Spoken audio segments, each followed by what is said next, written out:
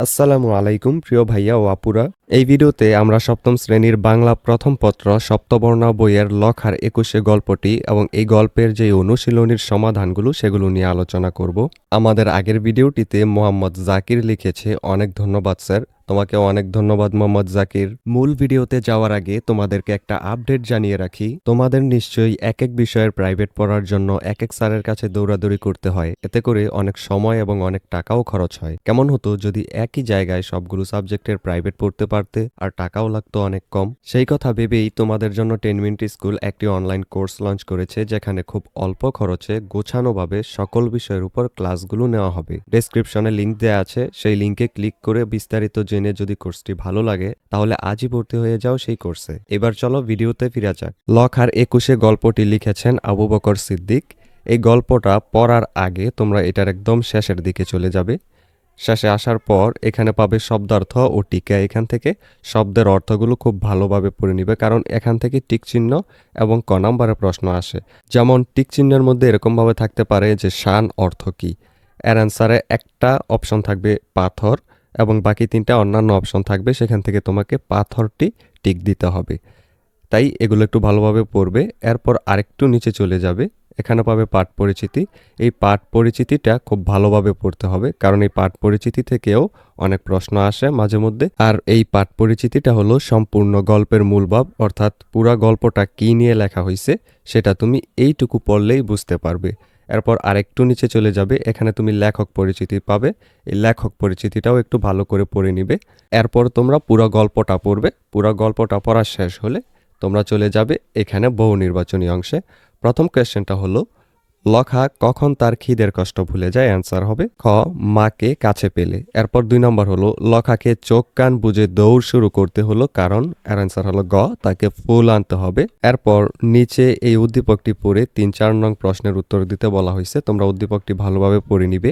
৩-এর কোয়েশ্চেনটা হলো, লখা ও দীপুর মধ্যে যে বিষয়ে মিল আছে তা হলো খ, শহীদদের প্রতি শ্রদ্ধা জানানোর আবেগ। এবং ৪ নম্বর কোয়েশ্চেন হলো, দীপু ও লখা দুজনেই শহীদ দিবস উদযাপন করেছিল, তবুও লখাই প্রমাণ করেছে যে ১ নম্বর ভালোবাসার অনুভূতি প্রতিবন্ধকতার চেয়ে শক্তিশালী, ২ নম্বর আত্মবিশ্বাস দ্বারা বাধাকে অতিক্রম করা যায়, ৩ নম্বর শিশুরা অত্যন্ত অনুভূতিপ্রবণ। এর অ্যান্সার হলো ক, ১ ও ২।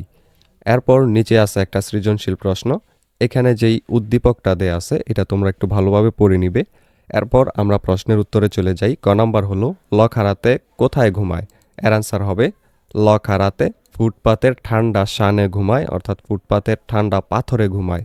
আর পরবর্তী কোয়েশ্চেন খ নাম্বার, জিতে গেছি আমি, গর্বে বুক ফুলে উঠে লখার, কথাটি দ্বারা কি বোঝানো হয়েছে? এর অ্যান্সারে আমরা লিখব, ফুল নিয়ে লখা মাটিতে নেমে আসার পর মনে করে সে জিতে গেছে এবং গর্বে তার বুক ফুলে ওঠে। লখা প্রতিদিন ফুটপাতে ঘুমায়, কিন্তু ২১শে ফেব্রুয়ারির দিন সে খুব ভোরে মায়ের কাছে থেকে উঠে পড়ে। বনে একটি কাঁটাযুক্ত গাছে উঠে রক্তলাল ফুল তুলে আনে। কাঁটার আঘাতে তার সমস্ত শরীর রক্তাক্ত হয়ে যায়, কিন্তু এত কিছুর পরও সে ফুল পেরে আনতে পেরেছে বলে নিজেকে জয়ী ও গর্বিত মনে করে। এরপর গ ও ঘ নং প্রশ্ন দুইটা হলো, লখা ও ইশতিয়াক দুজনের কাছে শহীদ দিবস ভিন্ন আঙ্গিকে এসেছে, ব্যাখ্যা করো। এবং ঘ নাম্বারটা হলো, ইশতিয়াকের শহীদ দিবস উদযাপনের আকাঙ্ক্ষা, লখার শহীদ দিবস উদযাপনের আকাঙ্ক্ষারই প্রতিফলন বিশ্লেষণ করো।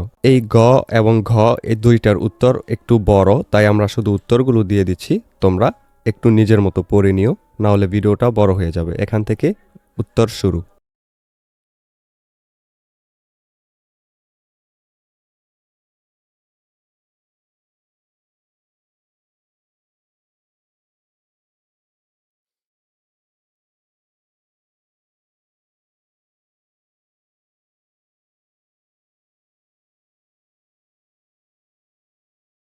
আজকের ভিডিও এই পর্যন্তই। তোমাদের প্রতিটা অধ্যায়ের আনসার দিয়ে এরকম একটা করে ভিডিও আমরা দিব, সেগুলো পেতে অবশ্যই চ্যানেলটি সাবস্ক্রাইব করে রেখো। তোমাদের নিশ্চয়ই এক এক বিষয়ের প্রাইভেট পড়ার জন্য এক এক স্যারের কাছে দৌড়াদৌড়ি করতে হয়। এতে করে অনেক সময় এবং অনেক টাকাও খরচ হয়। কেমন হতো যদি একই জায়গায় সবগুলো সাবজেক্টের প্রাইভেট পড়তে পারতে আর টাকাও লাগতো অনেক কম। সেই কথা ভেবেই তোমাদের জন্য 10 মিনিট স্কুল একটি অনলাইন কোর্স লঞ্চ করেছে, যেখানে খুব অল্প খরচে গোছানোভাবে সকল বিষয়ের উপর ক্লাসগুলো নেওয়া হবে। ডেসক্রিপশনে লিংক দেওয়া আছে সেই লিঙ্কে ক্লিক করে বিস্তারিত জেনে যদি কোর্সটি ভালো লাগে তাহলে আজই ভর্তি হয়ে যাও সেই কোর্সে।